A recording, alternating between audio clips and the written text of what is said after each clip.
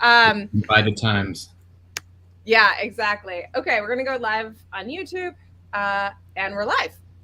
It is Wednesday, December 22nd, 5:04 p.m. Eastern Time, and we are not allowed to have fun anymore, but we are allowed to have Radley Balko on to talk about.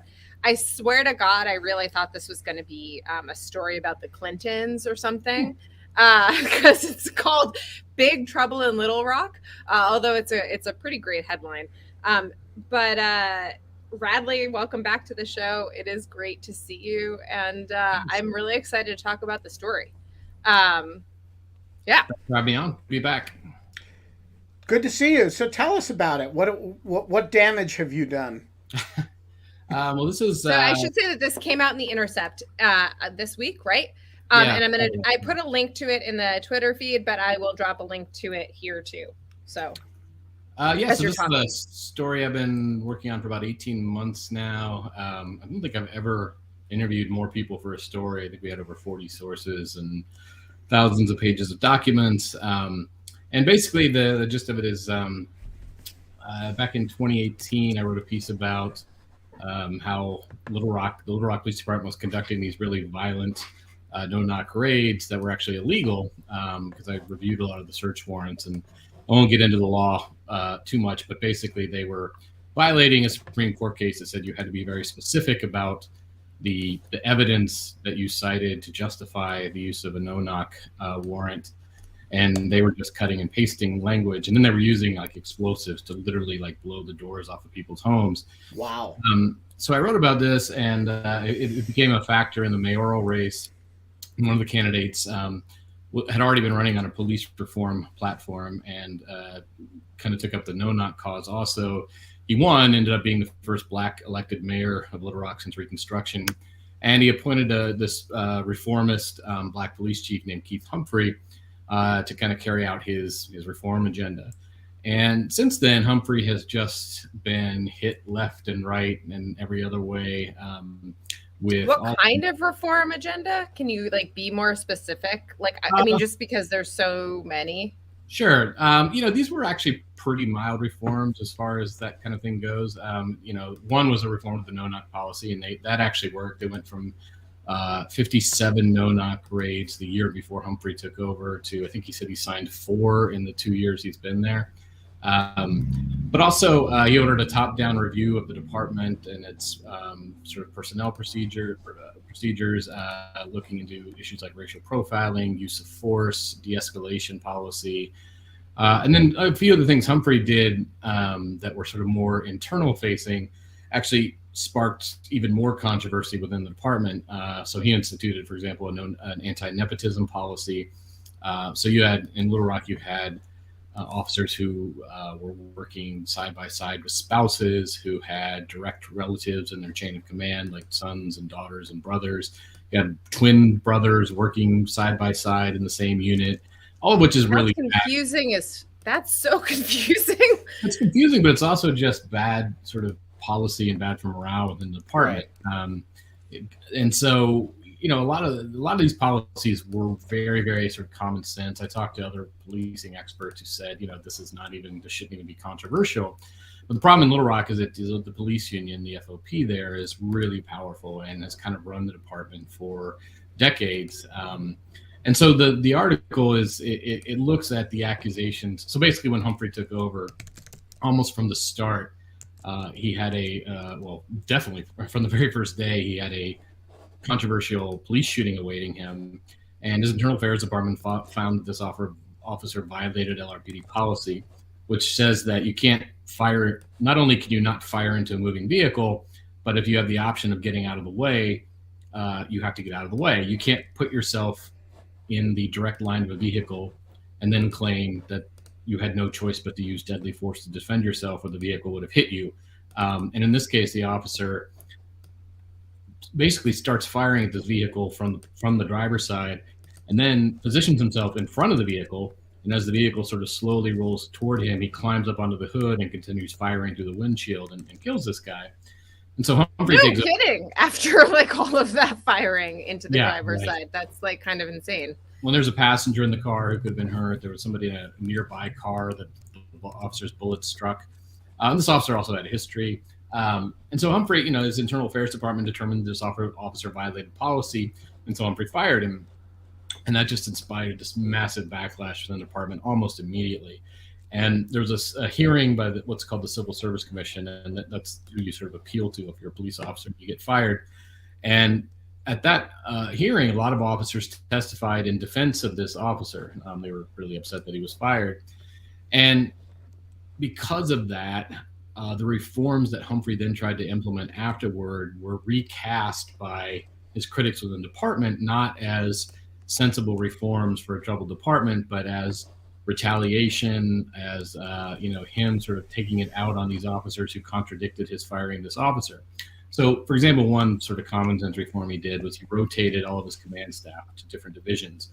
And this is a thing police departments are supposed to do every few years because you don't want people building little fiefdoms. You want to get sort of new blood in different divisions. And you also, from the standpoint of the officers, you want to get them lots of experience in different areas because that helps their careers when they try to move on to other departments or move up and get promoted. And this was cast not as these sort of sensible reforms, but that he was rotating these commanders because they had testified against them, and this is retaliation. And then he starts getting these lawsuits one after another. In the end, I think there were 7 lawsuits filed by at least 12 different officers. He gets a really damaging letter from his command staff. 10 of the 13 members of his command staff signed this letter saying that he had created a hostile work environment and that they couldn't work for him anymore. And this becomes pretty damning, and this momentum starts to build against this guy. So, I because I had done some previous reporting in Little Rock, Humphrey's attorney came to me and said, you got to look at this. A lot of these accusations are just completely flimsy. And sure enough, as I started looking into the lawsuits and some of the claims in the lawsuits, they were just, it was clear that they were not designed to win in court. They were designed to sort of build public momentum for this chief's ouster. And I'll give you a couple of examples. One from the story. So there was one. There was two female officers sued Humphrey and claimed retaliation, but also gender discrimination. And in the lawsuit, their attorney points to this one particular incident where a black woman officer claimed that her supervisor had been basically sort of harassing her and had created a hostile work environment for her. And in the lawsuit, it says that Humphrey acknowledges that this was a hostile work environment, and yet instead of doing anything about it, he simply transferred this officer. And so the implication is that he tolerated this hostile work environment, right? Well, so I actually called the officer who this was in reference to, and she said when she saw the lawsuit, she was livid because they had completely mischaracterized what happened. Now, this is somebody that the lawsuit names as sort of an ally, right? And she said, actually what happened was she did file a complaint, and Humphrey was the only one who took it seriously. And in fact, the assistant chief who was suing Humphrey in that lawsuit basically faulted her for the hostile work environment and said, why are you here if you're facing these kinds of, you should transfer or you should quit. And so, when you have a lawsuit that names specifically names someone who's going to back you up in these accusations, and then I call that person. Yeah, you get into kind of Rule 11 territory where you're making allegations not in right. that to be not effectively supportable. The slightest bit of due diligence would have revealed. And I found this over and over again. There was this accusation in a separate lawsuit by the same lawyer that Humphrey had transferred these 2 officers as retaliation because one of them testified in contradiction to him at this hearing, and that as added humiliation, he had notified them of their transfer by text message in the middle of the night. Well, Can you remind me what these were filed under, by the way? Under what? Were these under Arkansas state law? Basically, as Arkansas state. Okay. Yeah. Okay, that was what I was wondering, if they were federal law, if they were under chapter chapter 7 or something. But yeah, okay. But no, that would be hiring and firing. But I was just curious if there was any of that too. Well, there are a lot of EEOC complaints against Humphrey as well. But in this case, they claim that he purposely notified them of their transfer by text in the middle of the night to humiliate them. Which, I'm not sure that notifying somebody by text in the middle of the night is a grievable offense in any case. But even then, it wasn't true, because I saw the text messages, and Humphrey had actually asked his assistant chief, the other assistant chief who was suing him, to tell the officers in person and to let them know he was there if they wanted to talk about it. She then delegated that to somebody who notified them by text in the middle of the night and admitted so in a text. So this attorney in one lawsuit makes this allegation on behalf of his clients that his client in another suit is actually responsible for, and that he should have known. But it actually gets a lot worse. One of the biggest allegations against Humphrey is that he was sexually harassing women. And there is a text message that I got a hold of from the female assistant chief who's suing him, which was sent sort of late at night. I think it was like 12:30 in the morning. And it basically is to 5 women, 4 white, 1 black, saying, I understand that Humphrey has said sexually inappropriate things to all of you. We need to all come forward and make these allegations. Well, the 1 black woman on that list was kind of shocked. This is where the story opens, right? Right. Was shocked because she had nothing to accuse him of. And in fact, she had never heard of any of this. And, she said, so she did not come forward. The rest of them responded to the text that they would come forward with their own allegations.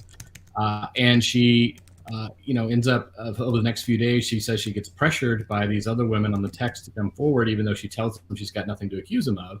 She ends up filing her own complaint with HR, but she gets a call from HR also sort of asking her if she has any she files a complaint against Humphrey or against no, she files a complaint against the other women who are pressuring her, right? That complaint goes nowhere. So and like is this where the line, like, you have to get on the lawsuit train comes from, right? Which is like one of the best, most sinister lines that I've ever heard. I mean, honestly, like, it's just like the use of the law to coerce and intimidate people, and but there's also there's also a really important kind of racial component to this, which is you have basically a bunch of white women accusing a black chief of sexually harassing them, and there's a lot of evidence. Well, actually, we know now that the report that the city, the investigation for the report for the city's investigation is sealed, but I know people who have seen it, and none of the accusations rise to the level of sexual harassment. In fact, there are things like one of the women had a Hispanic boyfriend who she referred to around the office as my Mexican. And Humphrey asked her to stop doing that. And she said, well, he doesn't mind. And Humphrey said, well, that's not appropriate, even if he doesn't mind. And she filed a hostile work environment against him for that. That was one of the accusations. The others were these sort of innocuous phrases he would use, like take one for the team and tricking fund, which is sort of an African-American phrase of it's like a fund a husband keeps set aside for, golfing or poker that his wife doesn't know about. And these were all characterized by his critics as sexual harassment. And this has echoes to the first Little Rock police chief, black police chief, who was also a reformer, who was also chased out of office by the FOP, also in part with allegations of sexual impropriety with a white woman. And so you get these, there are, and this is what bothered this black sergeant who got the text messages. She's like, this is still Arkansas. She said, I'm from the country. There are white supremacist groups around here. People hear that this black police chief is sexually harassing white women, that puts him in danger. And she thought she had to sort of, blow the whistle about this. And so that's kind of where it starts. And it all kind of goes downhill from there. And we basically, then from there, the article gets into a history of race and racism at the Little Rock Police Department. And I ended up interviewing over 20 current and former black officers who just talked about kind of the systemic racism there, that black officers were passed over promotions, training opportunities, but also they were any black officer who sort of spoke out about racial profiling, about use of force, they were sort of punished. They were stopped in their tracks. Their careers went nowhere. Whereas if you were a black officer who sort of did what the union wanted, you could be okay. You could kind of survive as a police officer. But I'll let you ask some questions now because I've been talking. Yeah, no. So I have a ton of questions. You kind of told us how you came to this story because you were covering stuff in Little Rock, and that's kind of like, but you did this digging for like 18 months. Did the story of what I'm curious about is like, did it take 18 months to like like dig up the history of what had happened, or was it happening as you were reporting it? Like both. Okay, yeah, both. So it was a lot of, it was 6 months of interviewing people, digging up documents, going through, emails, making open records requests, all of that. But then, as I'm reporting it, it continues to evolve. And so to give you one example of the court, while I was doing the story, the city had hired this outside investigator to look into some of these allegations against Humphrey. And it was a very bizarre hire. It was this woman at Arkansas Tech who was a marketing professor. And, she had some HR experience, but she had no law enforcement background at all. And a lot of the things she was being asked to investigate were whether Humphrey's firing of a particular officer was justified, or whether it was some sort of retaliation or discrimination.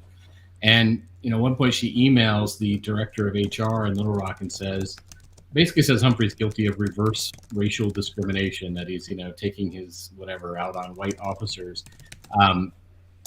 But as it turns out, as the investigation was going on, she had donated to the GoFundMe of one of the officers whose firing she was investigating. And when her email to the HR director was leaked, if I'm an impartial investigator and I send an email with preliminary conclusions to the person who hired me, and that gets leaked to the press while the investigation is ongoing, I'm angry, right? Like that jeopardizes the investigation. Well, she touted the leaked email reports on Facebook and directed all of her Facebook people to go read the article. She defended the officer who was fired on Facebook, and she directed her Facebook followers to go donate to his GoFundMe. This is the very person who was supposed to be impartially investigating all of this. Same with there's another internal affairs investigation about Humphrey. That investigator also donated to this officer's GoFundMe. It's, I think what it shows is just how entrenched and embedded kind of the power structure in Little Rock was, and Humphrey is a threat to it. And so everybody kind of pulled out all the stops. They have pulled out the stops to make sure that, he's not successmesual. Give us a little. Who's coordinating this? Is this a police union thing, or is this you can't do this kind of thing in a fully distributed way. Somebody's got to be running it. Who's running it? So there are a couple things. The two high-ranking officers, I think, who are kind of behind this primarily are the two assistant chiefs who wanted Humphrey's job. They both applied for his job and did not get it. So he comes into the Little Rock Police Department with two of his three direct subordinates already. So that's actually huge. So, but related to that, can you give us a little bit of exposition as you're doing this too, along like where Humphrey totally comes from and why he upset the establishment in Little Rock? Because it sounds like it's not just that he's a reformer and he's Black. It sounds like he's an outsider. And go ahead. Yeah, I think he started in Texas, and I get into his background a little bit. He was hired he initially applied with the Dallas Police Department and was turned down because they told him he was too nice to become a police officer. He ends up in Fort Worth, where he says, he gets into trouble. Like the most depressing thing I've ever heard. Sorry. He ends up in Fort Worth, where he runs into problems because it's the 80s and he's hearing officers, use the N-word over the radio, in staff meetings. He complains about it, and that doesn't make him particularly popular. Officers are slow to respond when he needs backup. So he ends up in Arlington, Texas. And the Arlington Police Department has kind of a history and tradition of producing these kind of reformist, you might say progressive police leaders who go on to lead other departments. And he rises through the ranks there, ultimately gets hired to become the police chief in Lancaster, Texas, and then gets hired to be chief in Norman, Oklahoma. Lancaster, he had very little problems. It's a pretty small department, a small city. Norman, he runs into a little bit of resistance, but he ultimately kind of wins people over. I interviewed former colleagues in Norman, and one interesting thing is, after he left Norman and during the George Floyd protest, there was this debate over the whole defund movement, which led to a recall petition against the mayor there. And people on both sides of that fight in Norman both had nothing but good things to say about Humphrey, which made me think that, it was hard to find any colleague in one of his former places of employment who had complaints about him. Then he comes to Little Rock, and all of a sudden, within a year, he's allegedly sexually harassed 12 women. He's having an affair with a woman whom he's trying to get a high-paying job in the department. He's swearing at people, slamming doors, retaliating. And it seems like a pretty dramatic, personality change in someone to happen within a year. And so that's, I think that I took that as pretty strong evidence that the allegations, I probably wouldn't withstand a little scrutiny. And the more I looked into them, the more that proved to be correct. So it's these two assistant chiefs who wanted his job. One thing about Little Rock, the police department, the union represents every officer for collective bargaining purposes. They represent sergeants and lower, but in terms of representation, if you're facing disciplinary action, any officer in the department who pays dues can get union representation, excluding the chief. So everybody but the chief. And what that means is that if you get an outsider who comes in and wants to implement some reforms, and he gets resistance, which any outsider who wants to implement reforms is going to get, he has to try to implement those reforms with a command staff that's going to be pretty hostile to him. And that makes it really, really difficult for outsiders to get anything done. And that's why, the first black chief in Little Rock basically was run out of town after 5 years. The union in that case took out a billboard with his picture on it. They sent officers to the airport in street clothes to tell, when there was a conference in town, to tell people the city wasn't safe and they should just find a plane and go back home. I had multiple officers tell me about that. There's the affair with Jesus. And so, it's thin blue line indeed. So thin that it can it can do the bobbing and weaving necessary to discriminate based on race. Right. And over the years, the union has represented white officers when they bring these reverse discrimination suits against these reformist chiefs. I asked, the 20 black officers that I interviewed, 20 plus for the article, if they could think of a single time that the union has represented a black officer in a traditional discrimination suit. And to one, every one of them laughed when I asked that question. So there's the union it's a good old boy system. In fact, one of the chiefs who replaced one of the reformist chiefs proudly said that we were going to bring back the good old boy system when he was named chief. So you're describing a relationship between senior management minus the chief and the union that's pretty antithetical to any conventional idea of what a union is and what it does, right? It's basically a union co-opted by the sub-chief senior management, or maybe sub-chief senior management co-opted by the union. And what they all have in common is whiteness. Is that overstating it? Or it's overstating a little fair? In that one of the assistant chiefs who wanted Humphrey's job is black and who sued him. Now, if you talk to other black officers, they will say that the reason why that assistant chief is popular with the union is because he has spent the last several years of his career sort of advocating against black officers. So he, at one point, said, there's a black police union in Little Rock also, which rose out of kind of necessity because the white union wasn't representing black officers. And this assistant chief, who's black, tried to dissolve the union, or basically told them that they should merge with the FOP. So it's not, there are complications to the kind of racial narrative, but it's one of those sort of exception that proves the rule kind of situation. Mm-hmm. So can I also just add, I think you and I have talked about this before. I've talked about it on the show, which is just that, in my time briefly of clerking in federal court, and the number of discrimination claims that I heard, and reading through fact patterns. And this actually was really interesting to do it in the district court on a motion to dismiss, and then to see what actually goes to trial and goes to a jury and then makes its way to the circuit court.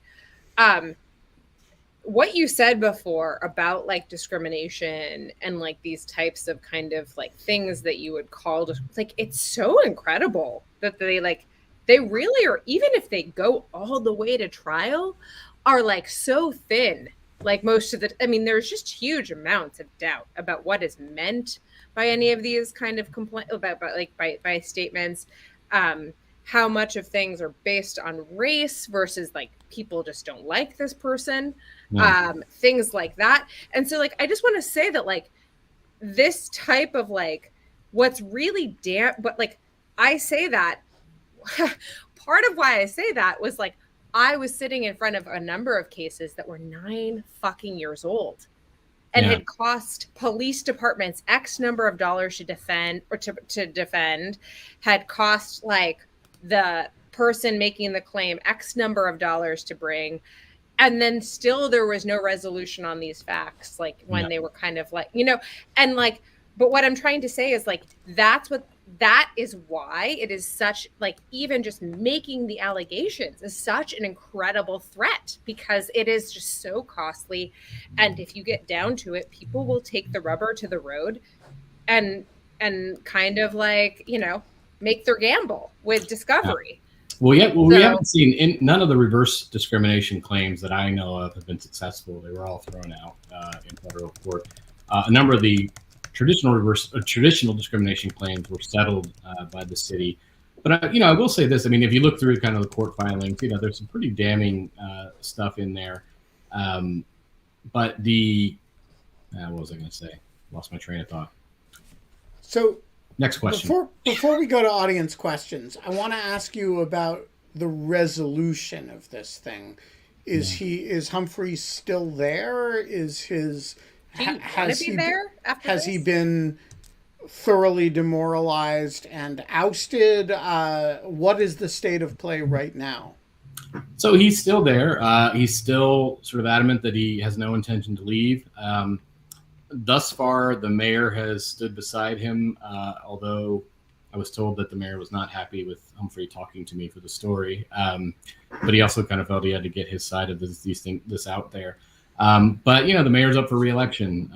And I think it's probably safe to say that if he loses, Humphrey will not be the police chief anymore. There's also, there's among the city directors, which is what Little Rock calls its city council, there's a sizable minority that aren't happy with him. There have been 2 scheduled votes of no confidence, which has never happened before in Little Rock. Both times they were withdrawn at the last minute, but that they were says something. What's the crime rate like in Little Rock? It's like, gone up under Humphrey like it has in every decent sized city in the country. I don't think it's gone up more than in other cities. And, because of the pandemic, it's quirky. There's some areas where it's higher than other cities of its size, some areas where it's lower. But, what I kind of find really striking was just the absolute sort of emptiness of the allegations when you actually start looking into them. And, before you take questions, I do want to talk about it because I think it's really... No, I was actually going to, I think we're going to wait a few minutes to take questions, but I was going to say also, I wanted you to talk about the source you burned. Yeah, so that's what that's what I was okay, that's what you're going to talk about. Ben, also, did we cut you off? Did you have a question to follow up on? No. Okay, sorry. I have one more question, but it can wait. Let's talk about the burned source first.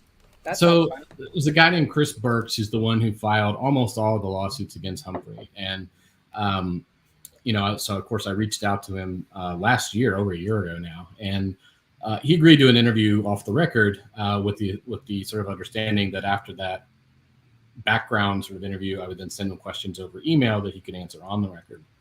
And so I started talking to him in our off the record agreement, which I'm going to violate now, and I'll tell you why. So anytime I'm interviewing a hostile source off the record, I've had, in the past, I've noticed that they will use your off the record agreement as kind of a weapon to try to lie to you, to throw you off the story because they know that they can't be held accountable because it's off the record, or they think they can't be held accountable. Not like a binding legal agreement.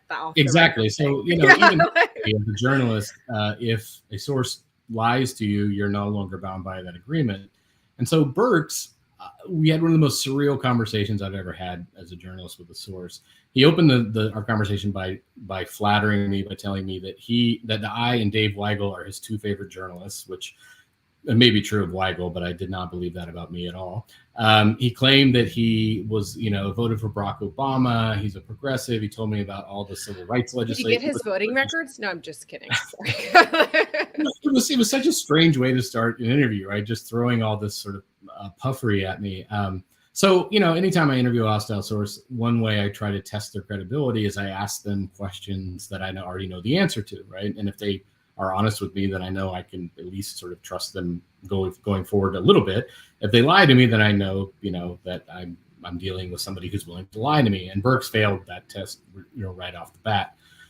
So he starts, rattling off the names of all these women who he claimed were going to bring sexual harassment charges against Humphrey. I knew that some of them weren't true because I had talked to them. And he would say things like, "Oh, so the woman who had with the hostile work environment complaint, right? The one who said that the lawsuit had completely mischaracterized it. So he names her as one of the women who were going to complain against Humphrey. And I said, well, I actually talked to her, and she said that's you completely mischaracterized what happened in your lawsuit. And so he went from saying, you should talk to this woman, she'll confirm what I'm saying, thinking I hadn't talked to her yet, at which point I said, I did talk to her and she's contradicting you, at which point he says, well, she's just lying to you because she's black and she feels like she has to defend Humphrey because he's black, right? So he changes his story in mid-conversation about this particular police officer. So it kind of continues that way. And, at this point, I know he's lying to me, but I'm not going to burn him at this point because whatever, he's a source who lied to me. That happens a lot. Then something really strange happened. Can you just define burning for the audience? Burning a source is when you name the source who gave you bad information because they gave you bad information because they were trying to mislead you, and they don't deserve anonymity at that point. I would say I would say that burning a source. Well, I would just burning. It doesn't have to be for noble and for reasons like that. You can burn a source, even if they didn't give you bad information. Burning a source is revealing their identity, the identity of a source whom you promised confidentiality. Right, exactly. But there is a understanding that you promise confidentiality in order for them to provide you truthful information. Right. And if somebody turns around and lies to you, or as also happens, lies about your interactions elsewhere, they're violating the contract under which you agreed to anonymity. Right. And that's exactly what happened here. So not only did he lie to me in our conversation, I then find out that he had emailed Humphrey's attorneys and claimed. So during our conversation, he gave me some information that he said came out in a deposition that week, and the deposition was sealed. And so he told me he was violating the protective order on this deposition because he thought I needed to know, right? And he said, I'm going to try to get the seal lifted. And I'm going to get you a transcript so you can see, and you'll see that it confirms what I'm saying. He never tried to get the seal lifted because I don't think he never had any intention. Knew what that would entail, right. Yes. So instead, he tells me the stuff that he admits to me was in the deposition, and the deposition was sealed. So he's admitting to me that he's violating court order as he's telling me this, right? I later find out that what he tells me, surprise, surprise, is completely untrue. So I'll give you what it was. So Humphrey was accused of Chris Burks accused Humphrey of having an affair with this woman who was applying for a position at the LRPD, an administrative position, right? Yikes. And the evidence for this, Humphrey is friends with this woman. The evidence is that his car was at her house early one morning, right? And an LRPD cruiser caught it on its dash cam, right? Humphrey, there's a good reason why he was there. The woman's car had been stolen the night before. He was bringing some documents by. She confirmed all this. So this all goes big in the Little Rock press, right? Police chief having an affair with woman, blah, blah, blah. They both deny the affair. Burks tells me that in the deposition, Humphrey... He's married? Is he married? Yes, he's married, yeah. Okay. Burks tells me that in the deposition, Humphrey admitted that he was at this woman's house again and that he lied about being at her house. And of course, the clear implication is that the affair continued, that he lied to cover it up. So I asked Humphrey about this, and he says, yeah, I was at her house. He said, we're friends. He's like, I was having dinner at her house with my wife and a male friend of hers. It was a dinner party. And somebody, this blogger who's been sort of an antagonist to Humphrey, texted him while he was at the house with a photo of this truck parked in the driveway saying, is this you? And Humphrey says, I lied to him. I told him, no, that's not my truck. And he's like, because it was clear someone was following or stalking my wife and I wasn't going to admit to them where I was, right? So Burks had characterized this testimony that came out in a sealed deposition as like damning information where Humphrey admits to having this affair. And actually what it was he and his wife were having dinner with this woman and a male friend, and this blogger, was sort of stalking them. And Burks tells me this, thinking that our conversation is protected by the confidentiality agreement or the off the record agreement. So he's trying to throw me off the story, saying, basically, if you run with the story, you're going to be really embarrassed because here's some information I have, that's really going to embarrass you if you let this out.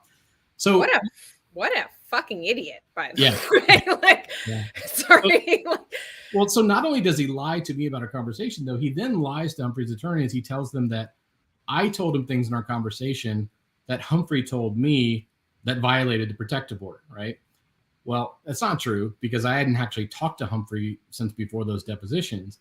But then Burks goes further. He files a motion in court for contempt, asking for the court to find Humphrey in contempt for violating the protective order. And in his motion, he claims that I told him this information that implicates Humphrey for violating protective order. So he's lying about our conversation in a court filing, thinking that he's going to be protected by the off the record agreement. So that's why I wrote a column for the Post laying it all out and saying, my business here isn't Humphrey. It's you're using my agreement with you to lie in a court filing. And he was found in contempt and found to violated his legal ethics for that. So I want to ask you about one possible conclusion from this. Is that when we see a rash of harassment suits against a person, we should be skeptical of them. That, like this time it's Humphrey, but, sometimes it's Harvey Weinstein, right? Or, right. And that, now I'm not here protesting for the innocence of Harvey Weinstein, but I am saying when there are powerful people who oppose the position that somebody is taking in an industry or in a position, weaponizing civil rights law can be a pretty viable strategy. And so my question is, did this story teach you anything about when to be skeptical of, I'm really comfortable saying 22 women are not making up sexual harassment and sexual assault claims against Donald Trump. Right. And, X number, I don't know, I haven't followed the Weinstein case, are not making that up. But, there's a little, it gets a little complicated because somebody could say, hey, 15 women in the Arkansas Police Department are not making up, even if one of them is making it up, 15 of them aren't making up sexual harassment or hostile work environment claims against Humphreys. Does it teach you anything about when your bullshit detector should and shouldn't fire when a prominent person suddenly faces a rash of claims? Well, yeah, I think it's case specific. I think I don't think there should be a hard and fast rule. I think that, I'm not crazy about the believe all women all the time approach because we have seen false allegations. But, in this case, there were four women who brought some kind of charge that was characterized as sexual harassment. Burks then claimed it was 12 when it was only 4. And he, specifically named women to me who I knew denied ever having any, bad interaction with Humphrey. And then if you look at the 4 women who made the accusations, they're all part of this same kind of social circle, which was kind of headed by this assistant chief who was suing Humphrey at the time. So, I think, I wouldn't draw any sort of broad kind of lessons or rules from it. I think you do, but particularly as a criminal justice for somebody who's been reporting on this stuff for a long time, I think, accusations, you need to look at the context, look at the credibility of the people making the accusations, look at the incentives of the people making accusations. I think all that matters, definitely. Word up. Yeah. Just do the work. That's the...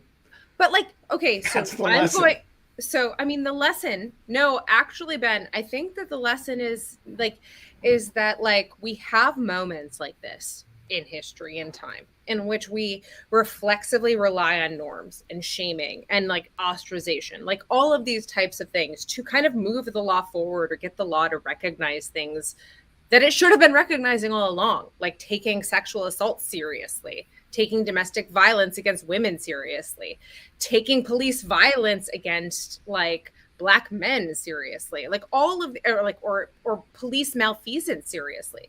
And we have these that doesn't mean that we have to rely on those types of norm enforcement mechanisms forever, nor should we. They are absolutely shit measures, and they're the last resort of but there's this problem that I'm just speaking from the user point of view, right? The user of the app. You pick up your Twitter in the morning and you see your Arkansas Democrat Gazette story saying 4 women file sexual harassment claims against police chief, and you need to make you need a heuristic to make a judgment. Is this bullshit, or is this part of the Me Too thing? Yeah. Right? And we're humans, and so we don't we have an urge to apply a rule. And I know.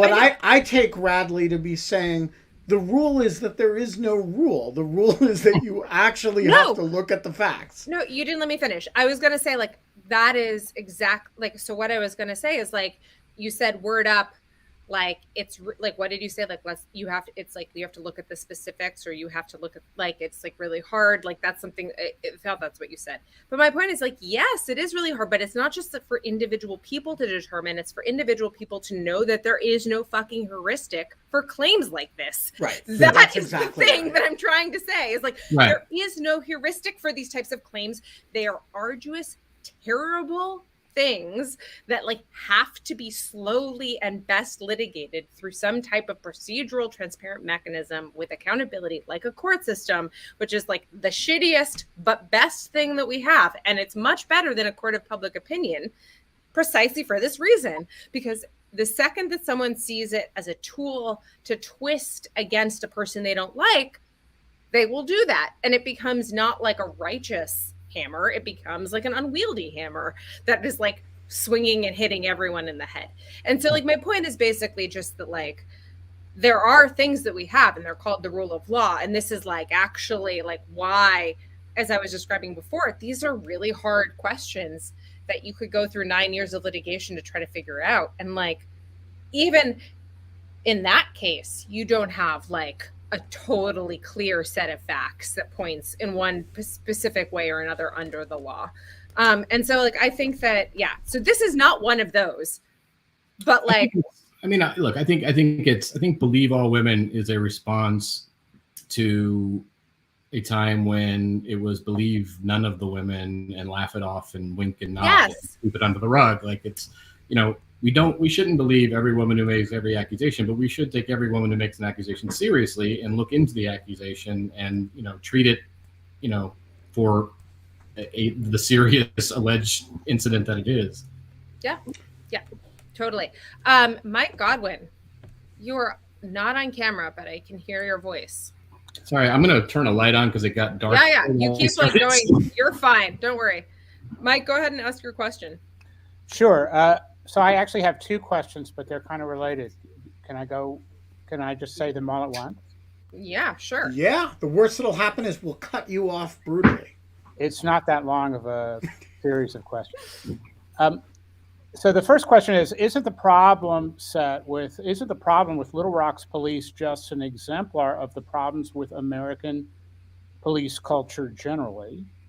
And is there a generalizable policy or legal solution or set of solutions that would address not only Little Rock's problems, but those of so many other cities? The reason I ask this question, by the way, is that this could have been your story, Radley, could have been set in any other city, and it would not have seemed weird to me to have all the details that you've related. Yep. It has happened.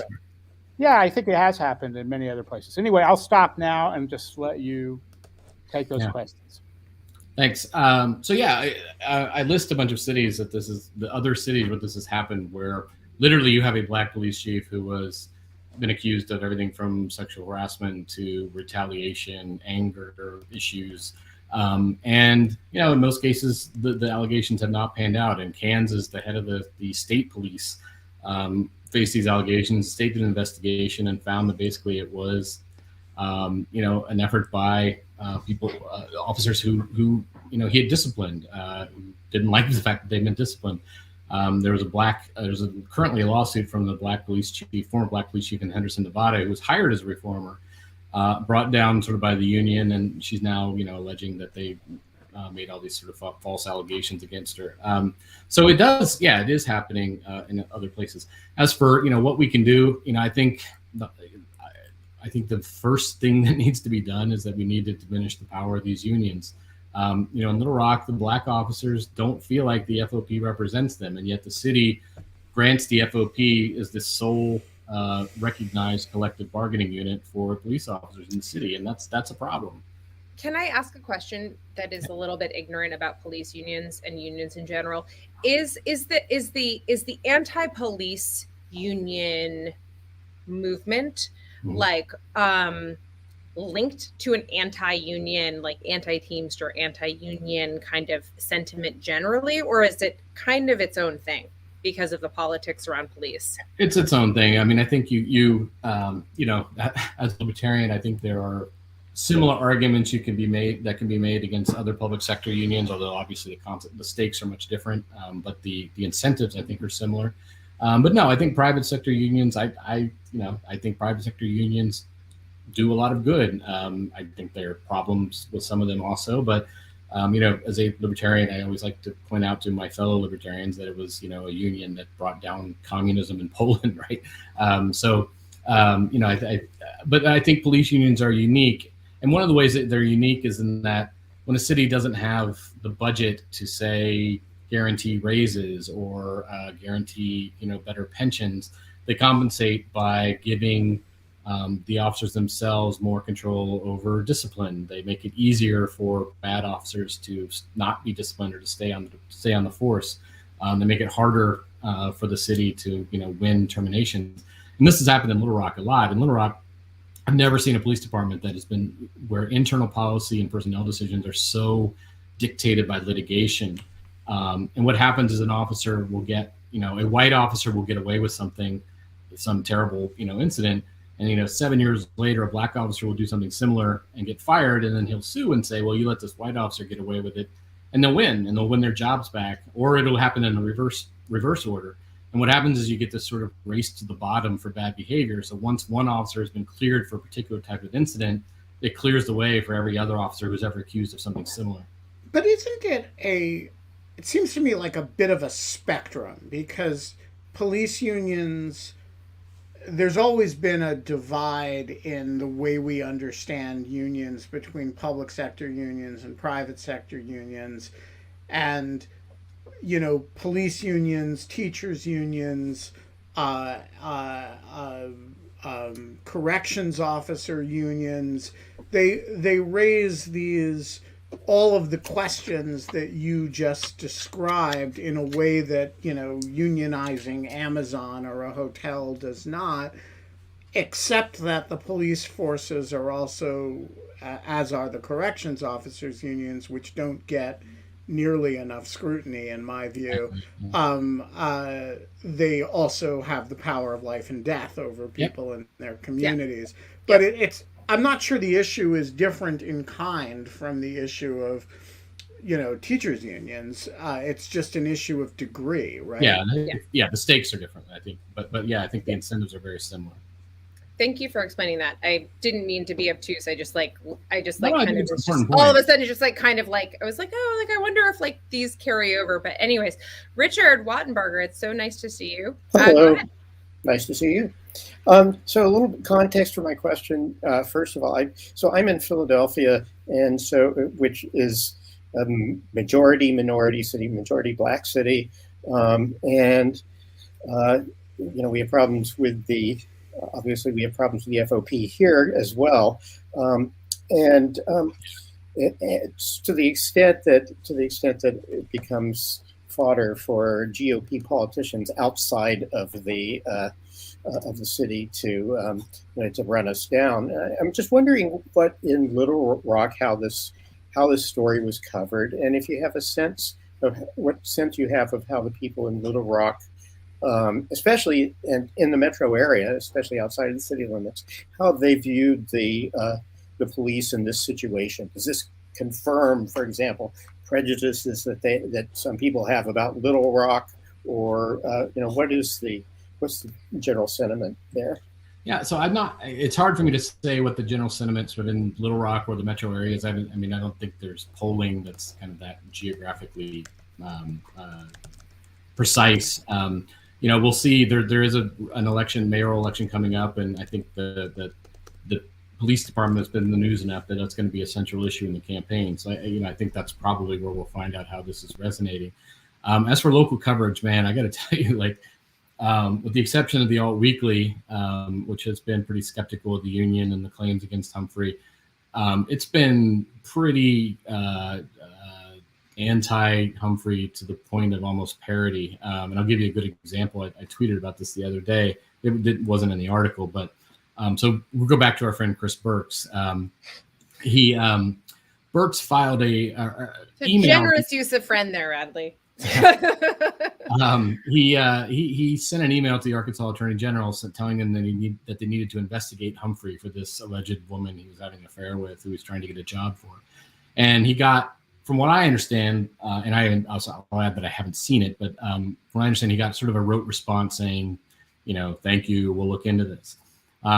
He then goes to local radio or local TV station, KATV, and tells them that there's a state attorney general investigation into Humphrey, citing his email in the response to it, right? They then run the story sort of uncritically. Burks is the only source that there's any such investigation happening. The very next day, Burks then emails the city attorney and the city directors saying, basically using the fact that there's an attorney general investigation into Humphrey as leverage for his demands that the city turn over, documents and information and conduct their own investigations into Humphrey. And for his sort of evidence that there's an attorney general investigation, he cites the KATV story for which he is the only source, right? Sorry, that's just yeah. Okay. So 19 months later, nobody I talked to has heard anything about this investigation. Nobody's been interviewed. There's been no press release, no indictments, nothing. Crazy. It's just, I think, and my tweet thread about this, I talk about, local journalists. I think they have this kind of symbiotic relationship with local law enforcement, particularly in a very, relatively small city like Little Rock. They need those people to do their jobs. And so they tend to not be skeptical of them. A guy like, Burks or like the FOP or the assistant chiefs, they have long existing relationships with local media that they can exploit. A guy like Humphrey is an outsider. He comes in, he doesn't have those relationships. He's also not allowed to talk on the record to defend himself. So it becomes very easy for these people to kind of leak information to local media through these existing relationships. And there's no kind of pushback. And so there were some ridiculous allegations. There was one big story about how Humphrey had run a red light because a truck that looked like his was caught on a traffic camera running through a red light. No effort to verify it. They end up pulling the story when he proves that he was in another side of the city. I was just gonna say, that sounds like a defamation suit waiting to happen. So this is a really, really important point that. The smaller the jurisdiction, but it's true at the federal level too. If you work in counterterrorism reporting, you have people who you've interacted with in the bureau as repeat players in investigations, and those are people that you have good reason to. They've provided you good information in the past. They do briefings with reporters, and you have their number. And so when something happens, the first thing you do is you pick up the phone and call them, or you send them a text or whatever. And this is really magnified when you shrink the situation down to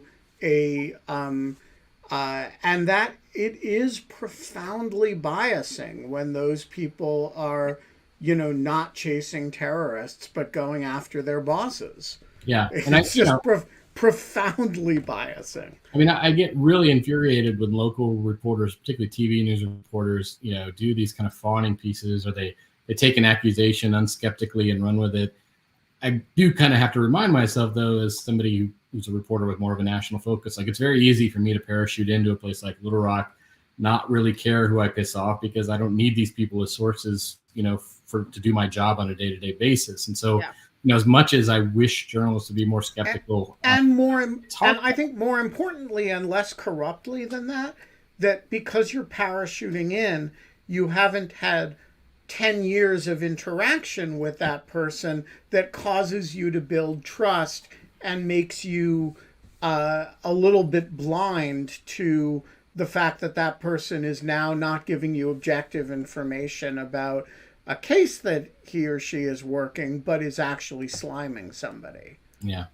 It's so, it's just so true. I will, this is where competition would help, if there were 3 or 4 papers. But this is I just want to say, this is not just in reporting. It's not just in policing. It's not just in the courts. It's I used to when I was at ABC News and I was straight out of college. I didn't think that they were doing a very rigorous job in checking to make sure they got the rights for a lot of the photographs that they were using. In fact, I knew that they weren't checking at all. And I said this to my boss, and she was like, we have to work with these people every day. Don't piss off the graphics department. Right. Don't piss off the graphics department at abcnews.com, because we have to work with them every day. And I mean, there was no huge scandal, but it was it's all politics all the way down. You're going to have, you don't want to challenge these people. And you come in with you're 21, 22 years old and they think you're an asshole and you think they're idiots. And nobody wants to make their job harder for no particular, even for a good reason, much less. Yeah. Yeah. And they've gotten into a way of doing it. And it's that's the story. So, David, great question to take us a little bit outside the scope of the talk, but it's a great question. It's one I always want to ask Radley. So I'm selfishly asking you to ask it for me. Okay. All right. I will do it. So since you've written a lot about asset forfeiture, I was wondering if you could provide an update on whether states or the federal government has made progress on dealing with asset forfeiture. So there have been some successes. I should confess I'm a little bit behind on this because I've been working on a few other issues, but I do know that over the last 5 or 6 years, we've seen a number of states pass laws requiring a conviction in order for police to seize property, through asset forfeiture laws. The Trump administration, the Obama administration made this sort of gesture at reform where they said there's this policy called adoption or equitable sharing, where if a state has passed restrictive asset forfeiture laws, a police department in that state can say, if they have a case where they think there's going to be a lot of property to be forfeited, they can call up, say, the local DEA branch or local FBI and say, hey, can you federalize this case? And they can just sort of send maybe one officer over, or sometimes not even that.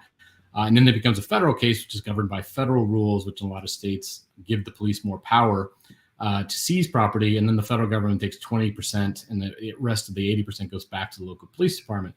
The Obama administration said, in order to do that, the federal agency has to actually actively participate in the investigation. You can't just sort of call them up and federalize it.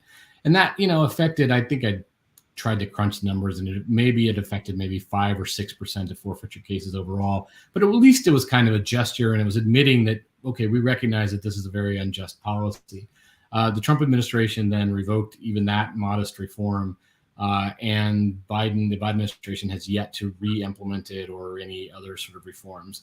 So there's a little bit of backsliding there. I would say at the state and local level, I think things are definitely getting better. Unfortunately, last week, there was one counterpoint where Lori Lightfoot, the mayor of Chicago, announced her sort of crime-fighting strategy. And one of her 2 sort of policies that she mentioned was setting minimum goals for asset forfeiture in the city, which, there have been studies done in Chicago. I think Reason Magazine did one and found, that the average amount of money confiscated in a forfeiture case, I want to say it was under $1,000. And of course, it's in, all the kind of poorest, blackest areas of the city. And so it's a policy that's both regressive and the idea, the whole point of asset forfeiture is we're going to rob these big kingpins of ill-gotten gains. And when your average forfeiture is less than $1,000, it kind of shoots that argument to hell. But generally, I think things are getting better. There's been a little backsliding, though. Yeah. We're going to leave it there. We are. So I beat you to it, Ben. You did. I was literally saying we are going to leave it there. But I wanted to got it. Really, Radley, did you see that meme go? Well, that wasn't a meme, but did you see the link going around of that shitty team of cops that had like taken like a pound of stems off of like some poor guy and had like bills laid out in a row? Yeah, like the $1 bills laid out on the table was like $74.24 or something. I was hoping you'd seen it and enjoyed it. I knew you probably had, but I just wanted I was also enjoying the riffs on it, which was it was like great. Oh, I'm so glad those guys got dragged. It was amazing. But Ben, we will be back tomorrow. We have no idea who the guest is going to be. Maybe it'll be a guinea pig. Maybe it'll be an emu. Ben, remember when I asked you if I should get 2 naked guinea pigs as pets and adopt them? And I objected on grounds that they're rodents. And now you're wearing them on your shirt? No, okay. This is a clothed guinea pig. It is...